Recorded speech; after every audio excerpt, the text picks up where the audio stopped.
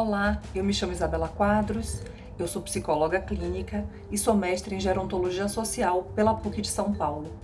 Eu conheci a história de Leide Moreira numa reportagem na Folha de São Paulo e fiquei muito impactada com a história de vida daquela mulher, cujas condições inóspitas de vida por conta da doença, das limitações físicas que a doença traz, o quanto que ela conseguia e mantinha uma potência de reformulação dessa mesma vida, escrevendo poesias. Então eu resolvi fazer uma pesquisa da história de vida, fazendo uma ponte aí com o estudo do envelhecimento da gerontologia. No primeiro episódio, vocês podem verificar o momento em que eu a encontro e a conheço pessoalmente. Inesquecível.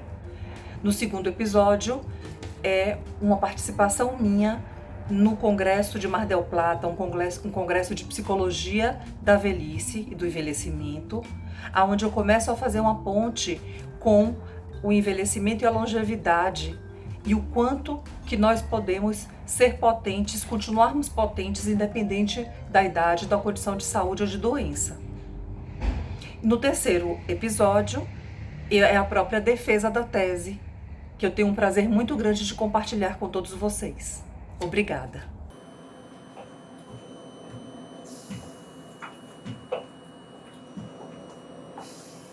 Olá, Leide. Que prazer te conhecer. A gente já se conheceu antes, a tua potência, os seus sentimentos, que emocionaram e que ajudaram muito, o nosso grupo de pesquisa. E aí eu queria vir te conhecer pessoalmente, falar um pouquinho do nosso trabalho e do quanto que você contribuiu, para que ele acontecesse. Eu sou psicóloga, sou mestranda em gerontologia, pela PUC aqui de São Paulo, e a gente está trabalhando sobre fragilidade. Gerontologia é o estudo do envelhecimento, então é a presença, é o estudo, na verdade, do idoso, do velho, como que ele se insere na sociedade, como que ele é reconhecido, os sentimentos dele. Então é um curso interdisciplinar, tem vários profissionais, fonoaudiólogos, psicólogos, assistentes sociais. Então a gente busca essa discussão, entre as profissões, as pessoas que têm contato, com essa faixa etária e com todo o processo de envelhecimento, já que a gente envelhece desde que a gente nasce.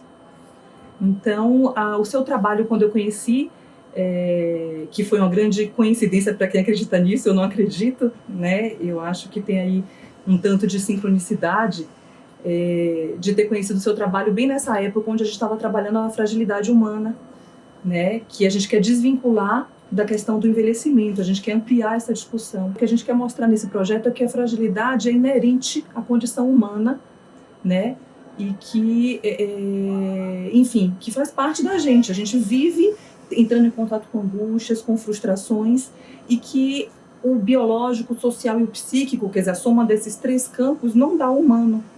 Então, assim, o que a gente quer é desvincular com a questão de diagnóstico, com a questão das rotulações, por exemplo, no nosso caso da velhice, de que isso faz parte, como se o ser humano a gente pudesse categorizar, não respeitando a individualidade, a subjetividade dele. Então, assim, a soma desses três campos não dá o ser humano, e você é um exemplo grande disso, de potência, de energia, do tanto que a gente aprende. Quer dizer, nós temos aí uma série de questões que a gente coloca durante a vida embaixo do tapete, e você pega isso de uma forma muito sensível e coloca em cima, e expõe, e mostra pra gente o quanto que tudo isso é importante, o quanto que esse olhar, para essas questões, o quanto que a gente pode olhar de formas diferentes para tudo isso. Então é uma grande emoção mesmo estar aqui. E você ajudou muito nessa reflexão. El segundo trabajo se llama Una sinergia tiempo-deseo trasfondo los límites humanos. Hoy nos acompaña Isabel Albín, es licenciada en Psicología Clínica en San Pablo, magíster en Psicología Social de la Universidad Católica de San Pablo y licenciada en Psicología Analítica de la Sociedad de Psicología Analítica. Antes, vídeo apresentando a história de vida que eu vou trazer e a discussão. O repórter Sérgio Ruth vai contar agora essas inúmeras limitações, né, sem movimento no corpo, só com o glóbulo ocular, né, como que ela transcende isso fazendo poesia. Vamos falar de singularidade e para isso eu escolhi a Lady. Essa história e aparece como uma exceção e na verdade é uma potência humana, né, que todos nós temos, né, e que ela acessa de forma primorosa. Né? Então, o objetivo desse trabalho é justamente discutir sobre a sinergia tempo-desejo, né? Desejo como produção humana, como uma força, uma potência que precisamos mobilizar, e tempo, não o tempo que nós conhecemos cronológico, linear, né? Mas um tempo potente, vivencial. Na nossa história, o inédito se faz presente sempre. Nós não sabemos o dia de amanhã. Né? E aí o surgimento das adversidades que podem aparecer, que é da vida humana, né? Elas são vivenciadas como antinaturais, né? E aí causam todo um despreparo, um sentimento de inadequação, né? E as limitações são concebidas como insuperáveis.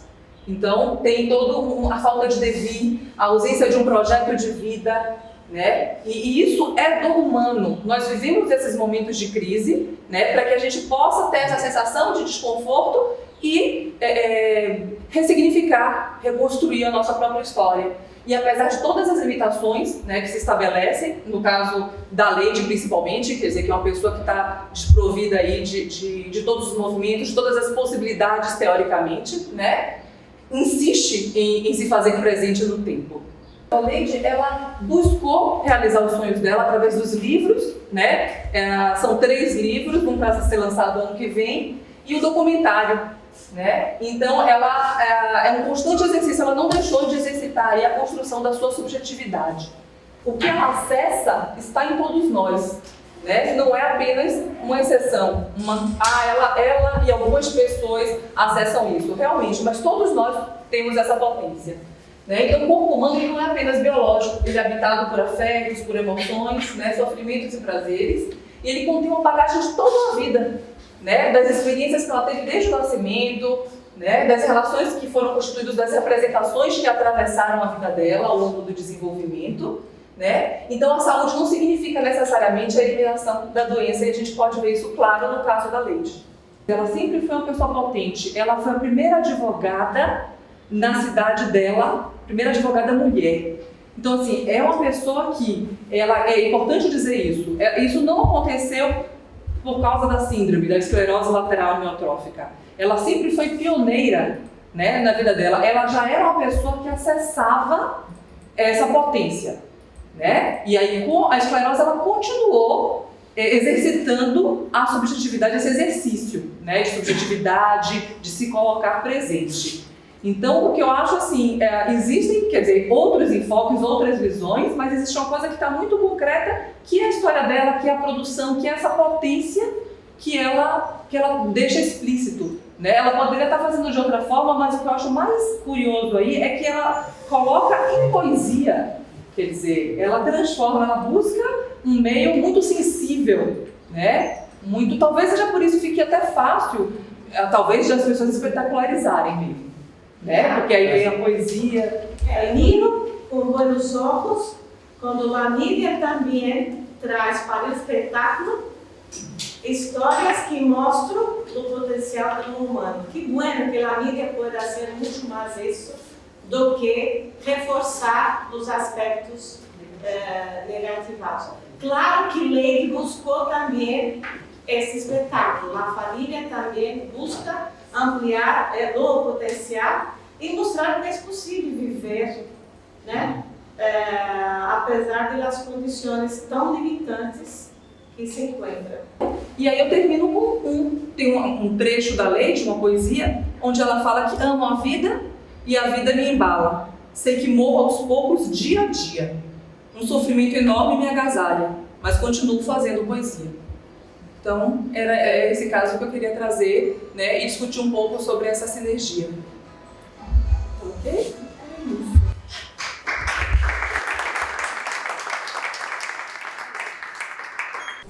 Vamos dar início a essa sessão pública de defesa de mestrado de Isabela Bastos de Flávio intitulada O Inédito da Longevidade na Jornada do Herói, de Leide Moreira. Como que eu cheguei, né, nessa pesquisa, nesse tema?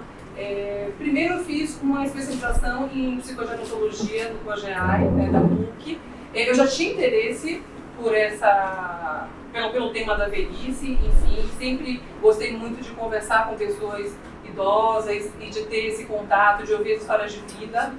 Então eu resolvi fazer uma especialização em psicogerontologia, mas que me deu uma vontade maior ainda de pesquisar sobre o tema, mas eu percebi que no consultório, que é a minha prática, eu não conseguia um volume de atendimentos suficientes, né? Porque, ou por preconceito do próprio idoso, a terapia eles viam se fossem indicados pelos médicos, né? Se fosse por livre espontânea vontade, muito difícil, só tive um caso, né? Quando tinha os atendimentos, às vezes a família boicotava também, né? Muitas vezes, não tenho tempo, não dá mais para trazer, tá difícil. Então, eu não tinha esse volume aí de atendimentos. Atendi, ao longo aí da minha experiência, foram 4 casos, o que é muito pouco. Junto a isso também, eu tive a experiência no Hospital das Clínicas, né, de São Paulo, onde a gente trabalhava com sexualidade, e aí os pacientes que tinham, os idosos, né, que iam por alguma questão, por alguma disfunção sexual, eu acabava atendendo esse público que eu gostava e as pessoas naturalmente me encaminhavam. Então aí, nessas conversas e através de amigos da área, eu acabei fazendo contato com uma amiga do Projeto Velho Amigo, e ela me falou que tinha uma lista de instituições cadastradas, né, lá no projeto, e que eu poderia estar entrando em contato. E eu gostei muito do formato, quando eles me apresentaram, do Sempre o Dia, que é da AFAI, da Associação de Familiares e Amigos dos Idosos, né? Eu achei que era uma proposta humanizada, porque os idosos chegavam no início do dia e iam embora no final da tarde sem precisar romper o vínculo com a família. E gostei muito e até hoje estou lá com eles, né, presente, vestir a camisa. Então, nessa instituição eu tive um contato maior, né, com esse público. Fazer atendimentos processuais, que era o que eu sabia fazer de consultório, né, e também com os familiares. Porque eu percebi que qualquer trabalho sem o trabalho conjunto com a família não era possível, né? E então aí, tendo esse volume de trabalho que eu tanto queria, eu consegui então pensar aí intensificar isso, de formalizar esses estudos, e o mestrado foi um caminho natural, né? O mestrado em gerontologia, e aí eu vim para a PUC. Chegando na PUC, tinha uma matéria da professora Suzana Cariello, que é a Saúde, Envelhecimento e Linguagem, e a gente estava pesquisando sobre as fases da fragilidade, né? Fragilidade física, subjetiva e social. E eu me dei a linha do jornal Folha de São Paulo, eu entrei em contato com uma reportagem sobre a Leide Moreira e me impactou bastante, e com alguns questionamentos que eu fiz a partir do momento que entrei em contato com a história dela. Quer dizer, como é possível transformar tantos obstáculos e dores em poesia, quer dizer, uma pessoa com tantas limitações, né, físicas, e escrevendo poesia, né? E o que essa voz tem para mostrar? Então foram os 2 questionamentos maiores que me moveram para esse interesse de pesquisar a fundo essa história, né, e de trazer isso para a reflexão da longevidade e do envelhecimento. Então, qual é o objetivo geral da minha pesquisa? Fazer um paralelo entre a jornada do herói e a imposição do inédito na vida de quem envelhece, no enfrentamento da longevidade, a partir da trajetória de vida como metáfora de Leide Moreira, portadora de esclerose lateral amiotrófica, que transformou a diversidade em poesia. A minha formação como psicóloga é em psicologia analítica, né, e Jung fala e desenvolveu um conceito sobre a jornada do herói. Então, eu quis fazer um paralelo, né, baseado na teoria que eu sigo, né, na minha formação e no consultório, fazer um paralelo dessa jornada e do inédito da vida, né, e de quem envelhece, que é diário, quer dizer, ele se impõe a todo momento, e do enfrentamento da longevidade, quer dizer, dessa vida alongada, né, cada vez mais, a partir da trajetória de vida, quer dizer, utilizando a história de vida de Leide Moreira como metáfora, para fazer esse paralelo. E os objetivos específicos é identificar de que forma conflitos e perdas se transformam em reformulação, né? Se a gente pensar aí na história da própria Leide, quer dizer, com todas essas questões, escrevendo poesia e com projetos de vida, vida, né, muito atuante, analisar pela poesia a história de vida como Leide cumpre a jornada do herói, preservando sua condição de sujeito e fazendo analogias com a condição atual da velhice na nova sociedade. Né? Quer dizer, esse não lugar da velhice, quer dizer, como que é possível se manter presente e se manter sujeito da própria vida. E subsidiar reflexões que possibilitem questionar criticamente a condição da longevidade, ressignificando a história pessoal. Os principais autores escolhidos para fundamentar minha pesquisa foi Carl Gustav Jung, Joseph Campbell, Silvana Totra, que eu recebo aqui na mesa com muito prazer, Ângela Lucida e Claude Olivenstein. Então, qual foi a metodologia escolhida? Né? A abordagem qualitativa, até pela minha formação nas ciências humanas, né? A formação acadêmica e também de prática. E a técnica escolhida foi a pesquisa documental, considerando e valorizando todo o material que já tinha jornalístico sobre Leide Moreira, né? E as próprias poesias dela, enfim, tudo que tinha saído de matéria e a própria poesia dela como material. E a pesquisa bibliográfica na área de gerontologia e da psicologia. Então, a análise de conteúdo ele seguiu um modelo misto, né, um recorte de conteúdo em temas pesquisados previamente e depois aprofundados a partir do material jornalístico e produção poética de Leide Moreira. O que eu fiz? Eu tinha essa linha teórica, né, que me interessava, que era a jornada do herói, e entrando em contato com a história de Leide, eu fui me aprofundar então nessa teoria, junto também com a teoria gerontológica, né, o que se falava, enfim, em termos de potência de vida, né, dessa ressignificação, dessa possibilidade de ressignificação humana, e junto disso aliar aí a produção dela, né, ao que já tinha saído de matéria e a produção poética da Leide. Então, o meu interesse era no emparelhamento dos fatos com a teoria escolhida e com a problematização da velhice e da longevidade contemporânea, e não na ordem cronológica dos acontecimentos. Então, o que me interessou realmente foi esse emparelhamento. A ordem cronológica não foi considerada. Como é que eu dividia o meu projeto, o meu trabalho? Né? Introdução, né, primeiro com alguns conceitos até da psicologia analítica, para embasar os trajetos, quer dizer, o que me levou a essa pesquisa, esse interesse. A primeira parte, que é ela, Leide Moreira, apresentando tanto a história de vida dela, como a questão da doença, né, a incidência da doença, as características, explicando um pouco sobre o impacto da doença. Na segunda parte, ela na jornada do herói. Então, aí eu utilizo tanto a poesia dela como o mito, né, e a própria jornada do herói para mostrar esse percurso, fazendo uma associação, aí, uma costura com o material jornalístico e com a teoria, com a pesquisa bibliográfica que eu fiz, né? E a terceira parte, que é a velhice contemporânea na jornada do herói, o inédito da longevidade, a variedade de elas. Então, é aí que eu penso a velhice dentro da jornada do herói. E que são também, nessa terceira parte, compõem também as considerações finais. Então, a primeira parte, ela, Leide Moreira, então, a Leide nasceu em 1948, ela tem 63 anos atualmente, na cidade de Franca, se casou aos 19 anos, ela cursou Direito, e eu acho importante falar que ela foi a primeira mulher a exercer a profissão em Ituverava, no interior de São Paulo, né, nos anos 80. Em 1998, ela já viúva, passou a dirigir uma área jurídica da consultoria de marketing cultural, ela e a filha dela. Durante o seu lazer, ela corria 10 quilômetros, era uma pessoa ativa, fazia exercícios, escrevia poesia, né? Tem 2 netos, e quando pensava em se aposentar no final de 2004, ela começou a sentir os sintomas da doença. Então, que doença que é essa? Era a esclerose lateral amiotrófica, né? Uma das principais doenças neurodegenerativas, ao lado da doença de Parkinson e Alzheimer. A principal queixa é a fraqueza muscular, progredindo para o declínio funcional e ascendente. A Leide, ela perdeu os movimentos no período de 1 ano, né? O que mostra a intensidade, né, dessa doença. Resulta na incapacidade definitiva das atividades de vida diária. Causa mais frequente de óbitos nessa síndrome é a insuficiência respiratória. E as funções como inteligência, juízo, memória e sentido permanecem preservadas, mesmo diante da evolução da doença. Também a audição, tato, tudo isso está preservado, né?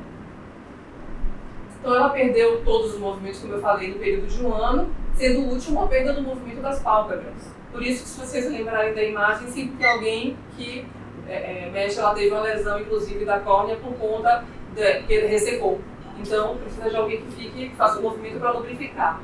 O indivíduo com essa doença ele pode tornar-se facilmente prisioneiro da sua condição fisiológica, contudo, a opção final sobre o tratamento sempre foi de Leydig, ela sempre se recusou, né, a deixar de ser sujeito.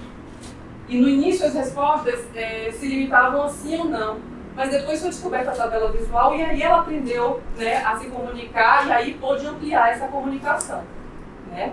Eu acho também que é importante pontuar que essa comunicação, ela vem não só da questão da tabela visual, né? Quer dizer, ela está ali, ela está presente e isso é muito importante a gente ressaltar. Em dezembro de 2006, ela lançou seu primeiro livro de poesia. Depois, em 2008, veio o segundo livro e ela faz questão de estar presente, ela adora música, então ela vai a shows dos cantores preferidos, mesmo precisando de uma equipe enorme de pessoas, 15 pessoas, né, em média. Em breve será lançado seu terceiro livro de poesia. Ela lançou também um CD com poesias musicadas e está concluindo um documentário sobre sua vida. A parte 2 fala sobre ela na jornada do herói.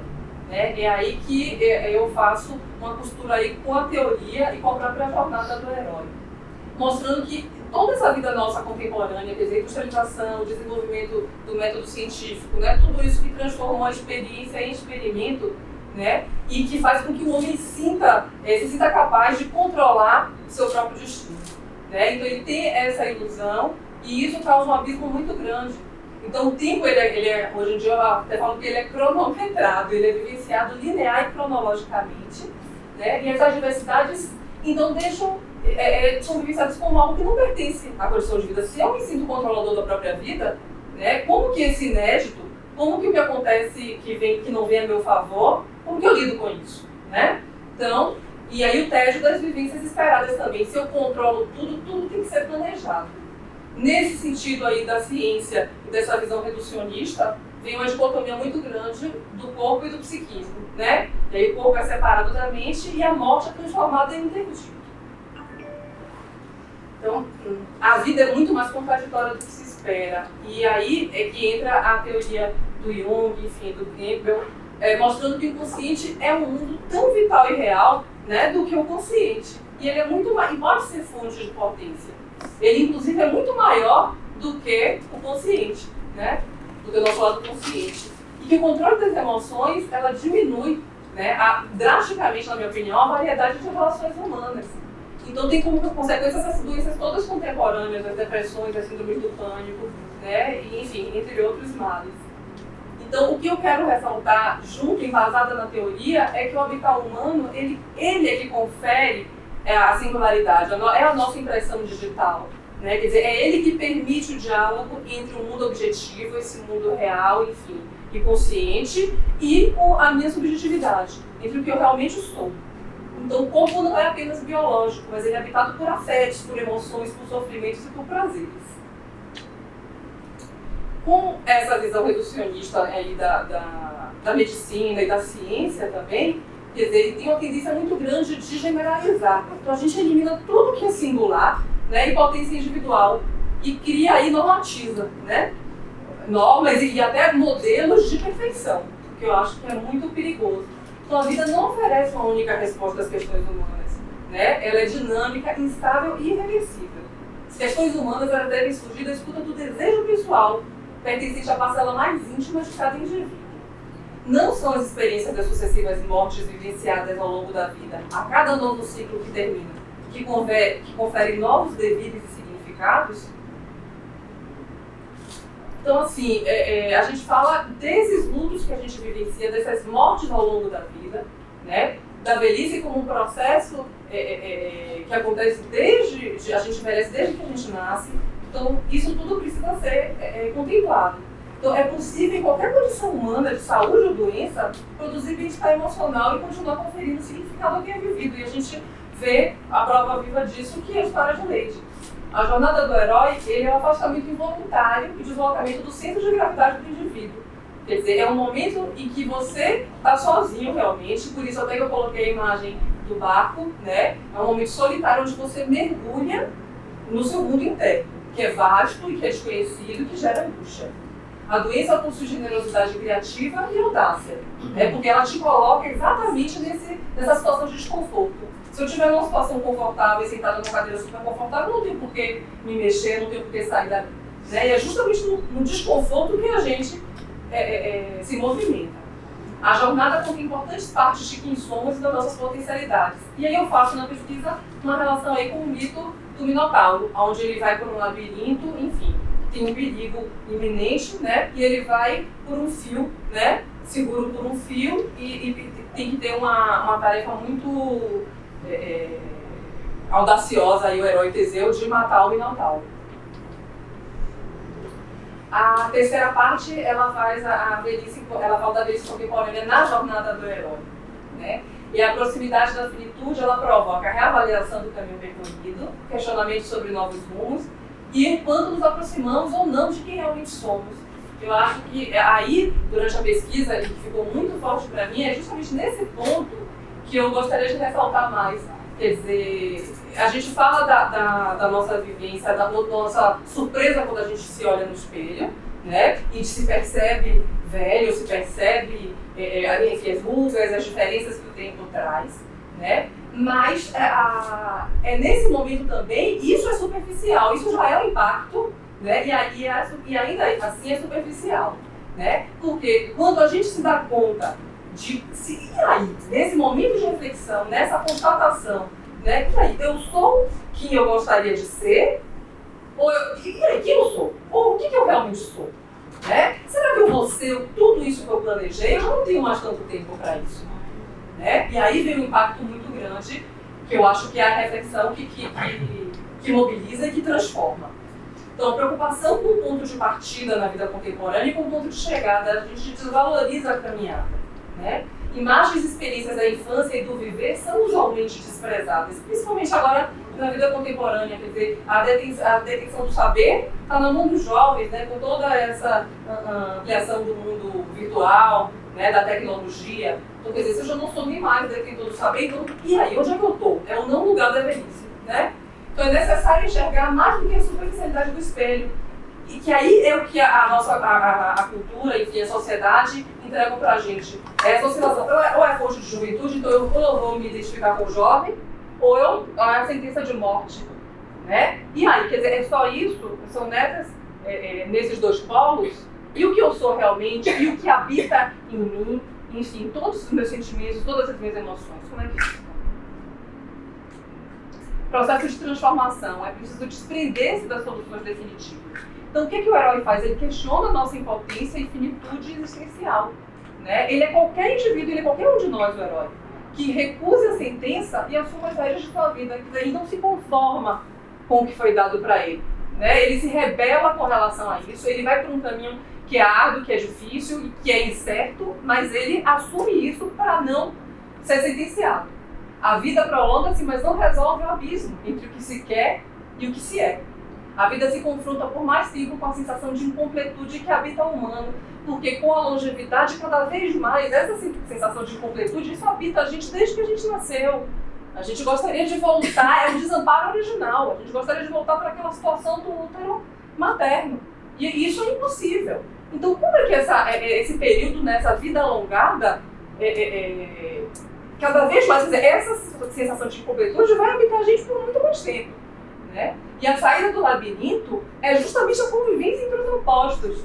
Né? E Campbell fala uma coisa muito interessante, que assim, essa convivência entre os opostos, né? Isso do que eu sou e do que eu não quero enxergar em mim, ou do que eu esqueci, ou do que eu reprimi, ou do que eu ainda nem sei, né? Mas que tem capacidade de estar dentro de mim, tem capacidade para transformar.